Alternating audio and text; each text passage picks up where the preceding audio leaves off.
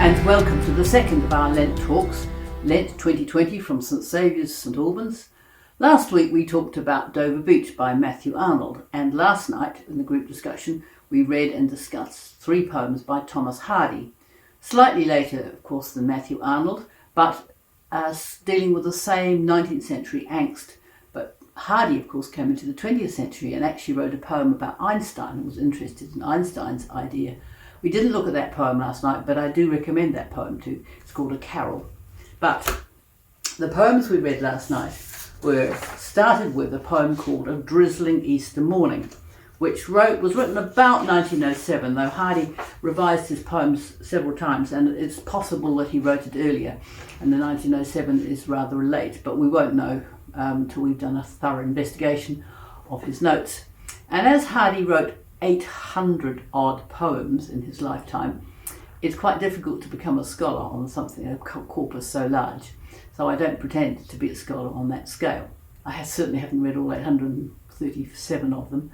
And I certainly haven't read the Dinners. If you have a look at this as the collected poems, you can see from its size it's quite an event. However, these 3 poems give us some idea of what was going through Hardy's mind and how he tried to express his doubt and his faith.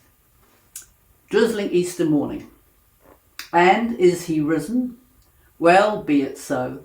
And still the pensive lands complain, and dead men wait as long ago, as if much doubting they would know what they are ransomed from before they pass again their sheltering door.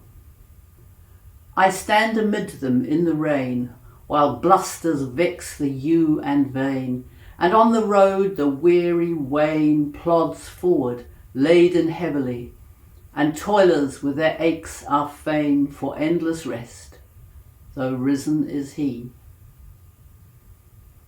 Now in this poem, Hardy is standing outside in the graveyard on an Easter morning. He's not going inside to join the worshippers. He's also using the weather as an objective correlative, we might say. So instead of it being a lovely sunny day with the sun representing the resurrection of Christ and spring representing new life, it's a drizzling. It's not raining, it's drizzling. And he's standing outside in the drizzle looking at the graves and wondering whether the dead, if they pop their heads up out of their graves, out of their sheltering door, as he calls it, would wonder what on earth they were waiting for and what they had been redeemed from, ransomed from. Now, Hardy doesn't answer any of those questions. He just simply poses the question that life goes on in its own dreary way and it rains and we don't get any answers. Now, Hardy stopped writing novels after Jude the Obscure, which is a difficult novel to say the least, because he had such a bad reaction to it from the press. And he felt that he couldn't express his feelings about society and about God in novels because it would get him so much bad reaction. So he discovered that he could do that much more easily in poetry. And so he wrote many poems where he discusses his feelings about society and love and death and religion.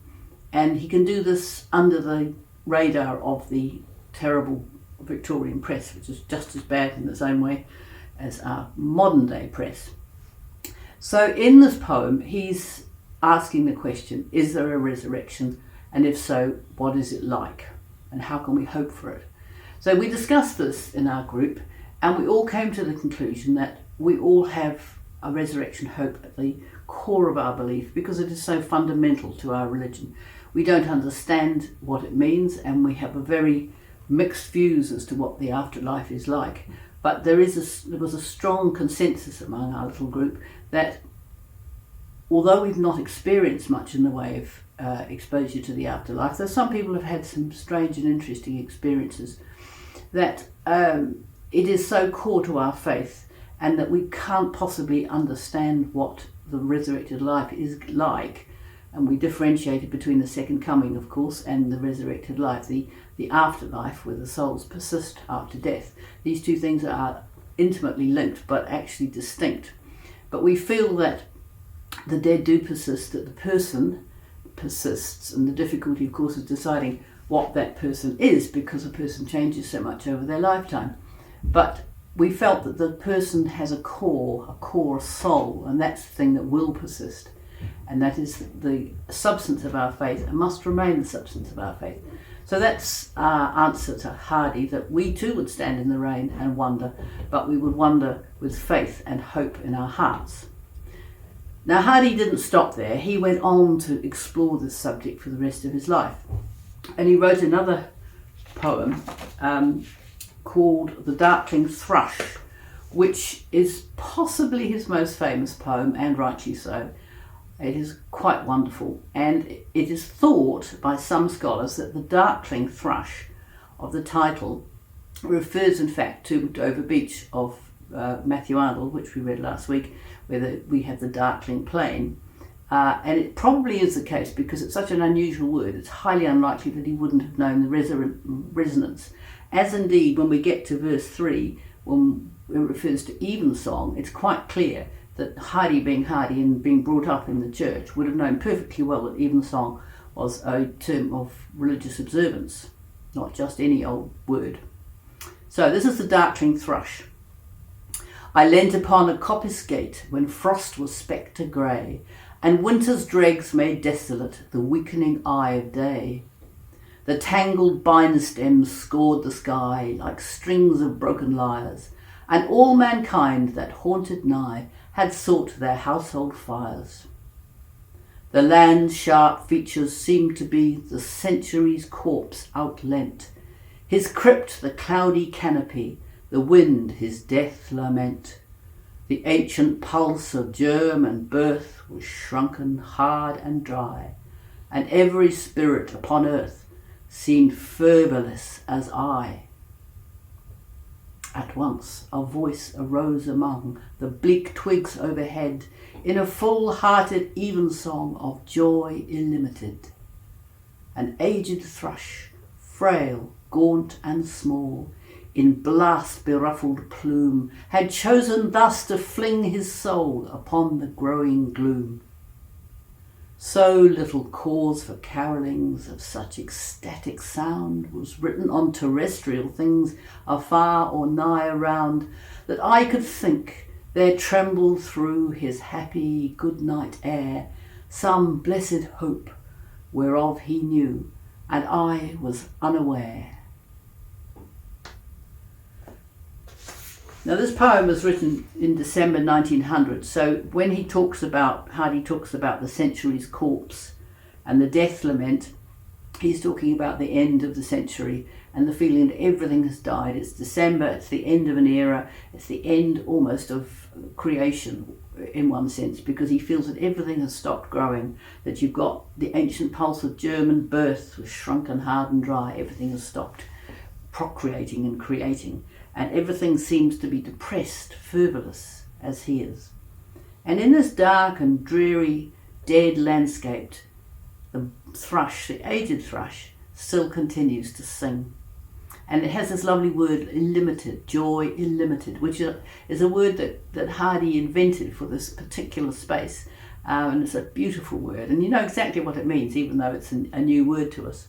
And also, as well as using the word evensong, which I mentioned before, right at the very last line, he says, some blessed hope whereof he knew and I was unaware. And the word hope has got a capital letter. So to some extent, there is a clear reference to religious belief and something remaining in nature. Now, Hardy, I think, as at Matthew Arnold, struggled to find something to substitute for religion. He couldn't accept religion as it was presented to him in the 19th century. He wanted something different. So he found poetry and culture and art and a civilized society being something that would take the place of what Christianity had been. So he wanted to find God in those things. Hardy uses nature a great deal, and he also uses traditional religion, traditional practices, country practices. He's extremely attached to those, the sense of the rhythm of the seasons, the rhythm of society, the rhythm of belief, the rhythm of practices going along with nature, which again he's very interested in the seasons, as you can see in that poem, that wonderful evocation of the depth of winter. And so this was written, I say, 1900, and he's thinking about the specific time of the year and the millennial feel that has. But he doesn't stop just with finding God in nature. He also went back to tradition, and his novels are full of this love of ancient practices and his lament for the dying of the old ways. Not in a sentimental way. Some people think there's a shred of sentimentality, particularly in this poem I'm going to read you in a moment. But I don't think it's that at all. I mean, there's nothing sentimental about Hardy. They're very hardcore novels. They're very bleak. They're very tragic. He doesn't pull any punches when it comes to human behaviour and the tragedy inherent in human life. He's written one of the great tragedies in the language, The Mayor of Casterbridge. It's up there with King Lear, in my opinion. So I don't think it's sentimental at all, but I think his longing for the traditions of the past is not tinged by a lack of understanding of how hard it was. It's simply that it's better than what's been substituted for it in his mind, modern living. So the third poem we read last night was a very famous one called The Oxen.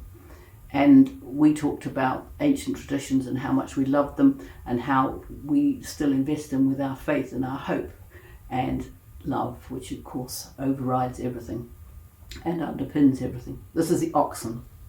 Christmas Eve and 12 of the clock, now they are all on their knees, an elder said as we sat in a flock by the embers and hearthside ease. We pictured the meek, mild creatures where they dwelt in their strawy pen, nor did it occur to one of us there to doubt they were kneeling then. So fair a fancy few would weave in these years, yet I feel if someone said on Christmas Eve, come, see the oxen kneel in a lonely barton by yonder coombe our childhood used to know, I should go with him in the gloom, hoping it might be so. Now he wrote that in 1915, which is a very bleak period in human history. And he's referring back to his childhood and the hopes of his childhood and the beliefs of his childhood. But he still retains them. He still wants these things to be true, these stories to be true. And we talked in our group last night about how important the Bible stories are, even though we understand that they are sometimes created to express a truth rather than possibly being actual factual truth, that really is of no concern. We believe them because they express a deeper and more important and ancient truth. So as last week we came out saying to these poems of faith and doubt that we retain the three core beliefs: faith, hope and love, and these underpin everything we are and we do in our Christian profession.